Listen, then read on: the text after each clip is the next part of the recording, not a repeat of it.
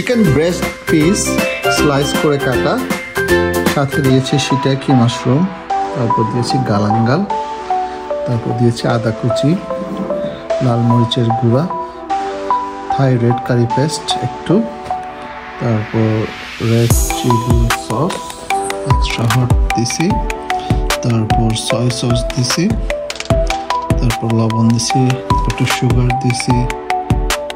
এখন দিব হচ্ছে লেমনগ্রাস,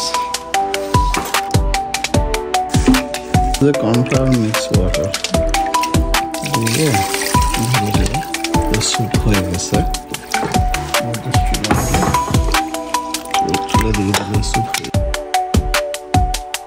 ডিমের কুসুম আলাদা করে সাদা অংশ থেকে পানিতে গুলিয়ে এবার আমরা দিচ্ছি, দিলাম। এটা দিলে সুন্দর একটা কালার আসে এবং টেস্টও ভালো।